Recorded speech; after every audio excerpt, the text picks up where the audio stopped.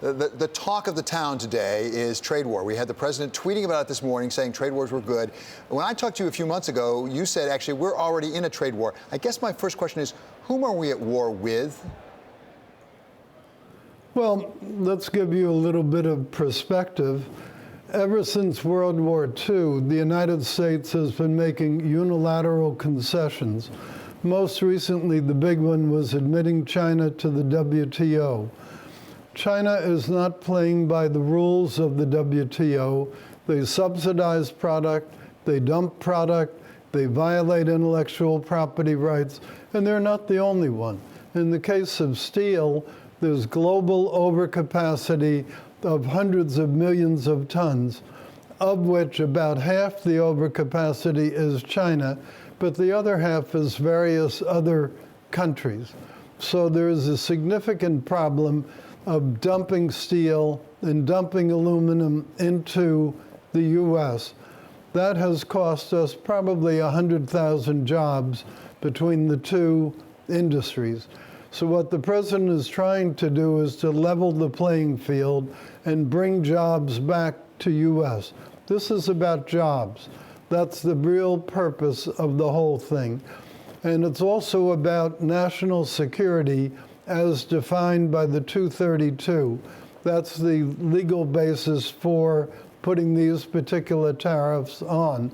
And that defines national security as including the economy, including unemployment, including essential infrastructure, things of that sort.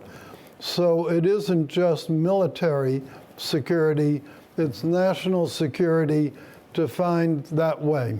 So, Mr. Secretary, there are two things you said that I think no one who knows about this would disagree with. Number one, there's overcapacity on steel globally. Number two, China has participated in some unfair trading practices. But do those two things come together? Because essentially the president fired a gun in the trade war yesterday. But did he really hit China? Because after all, as you know so well, only something like 3% of our imports of steel come from China. Yeah, but as I said, it isn't just China. First of all, China transships quite a lot of product through other countries. We have many tariffs on many steel products from China. And what happens is you put a tariff on a particular product, and the next thing you know, it comes out of Vietnam, or it comes out of South Korea, or it comes out of some other country. So they've been doing a lot of transshipping, and that's why, while on the face of it, their imports, our imports from China of steel are actually lower than they were a few years ago.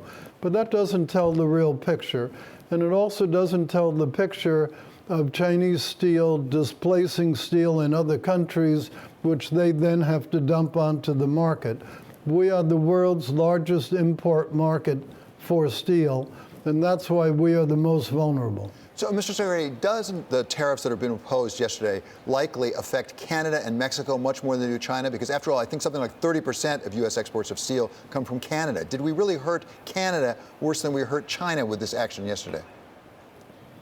Well, the problem with the steel situation is that if you don't deal with it on a global basis, you'll have this recurring phenomenon of transshipment. As you know, I proposed a range of remedies, all of which were intended to produce the same net effect, namely getting the steel industry in the U.S. up to 80% of capacity. That's the benchmark it needs for long-term viability. And it's important because there's only one U.S. manufacturer of the kind of armor plate that the Army uses in its vehicles. In aluminum, there's only one U.S. manufacturer of the high-quality aluminum alloy needed for aerospace, for fighter planes, and for satellites. So we're down to very dangerous circumstances, and we really can't let it go any further. So we unfortunately have to deal with a global problem on a global basis. And of the options that I presented, the president chose one, which was put broad tariffs on all product from all countries. There's only one person elected president, that's Donald J. Trump. then he chose the option he felt would be the most effective. So, Mr. Secretary, as you know better than most, right now we're having another round of NAFTA negotiations down in Mexico City. How does this fit into that? When George W. Bush was president, he imposed tariffs under Section 201, a different provision, and he exempted Canada and Mexico quite specifically because of NAFTA. Is there any prospect that, in fact, before the president signs something next week, he might have an exemption for Canada and Mexico? Well, I don't want to be a mind reader of the president, but the Section 201 is a different section from 232. All of our trade agreements, NAFTA included, have specific language reserving to the individual countries the right to determine what factors affect their national security. So the problem with the 201s that the President Bush had put in was the WTO ruled that he didn't have a legal basis for doing it. National security is a legal basis for doing it. Well, let's go back to that point that you made, because you said earlier in this interview that, in fact, national security is not simply military issues. It can affect the health, the economic health of the country. If, in fact, the economic health of the country or of industries in the country is national security, doesn't that swallow the entire exception? Doesn't that mean that any country can say, in order for our country to be stronger economically, we have to invoke national security and bar or have put tariffs on goods? Well, the other countries already have higher tariffs. Take automobiles. Half of our U.S. trade deficit comes from automobiles, roughly. We have a 2.5% tariff on cars coming in here. Europe has a 10% tariff, and China has a 25% tariff. There's no level playing field. And that, in turn, and it's not just steel. In 17 out of the 21 large categories of product, Europe has higher tariffs than we do. So we already are faced with very, very formidable trade barriers against which there's very little that we can do. And we have very little in the way of trade barriers here to help our companies. That's what this is all about, is strengthening the U.S. economy, bringing back the 100,000 jobs or so that have been lost in recent years due to these practices.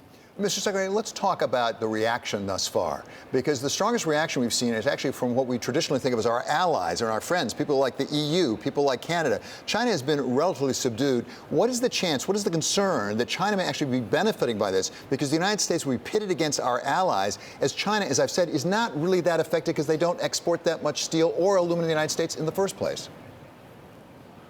Well, we have tariffs against some 35 countries right now for various violations of one product or another that they have put forward. So we routinely are imposing tariffs on our allies. It's inevitable because it isn't just China that dumps product. So do many of the European countries. So do many of our allies elsewhere in the world. So national defense in the sense of allies is a separate question from whether people are playing fairly in the trade arena. And the president has decided that the right way to achieve the objective of getting these two industries up to 80% of their capacity in terms of the utilization, that's what we need to make them viable long-term industries. Of the menu of alternatives that I proposed to him, he chose this particular remedy, and that's what his decision is. And finally, Mr. Secretary, as you know so well, Mr. Liu He, the most senior economic advisor to President Xi, is in Washington right now for negotiations. This is part of what you have been doing back and forth with China to really come to some agreements on trade to move things forward. What is this going to do? What are the conversations like now with the most senior economic advisor, Mr. Xi, in light of these tariffs? Well, I'm sure that they will be a topic to be discussed, just as we had recently put other tariffs on other Chinese products. This is nothing new. It's just that this one happens to be broader geographically than the typical tariff program. But as you correctly pointed out, the very direct impact on Chinese exports to us is not going to drastically affect their economy, nor was it meant to. These aren't meant to hurt other countries so much as they are meant to bring jobs back to the U.S. and to level the playing field.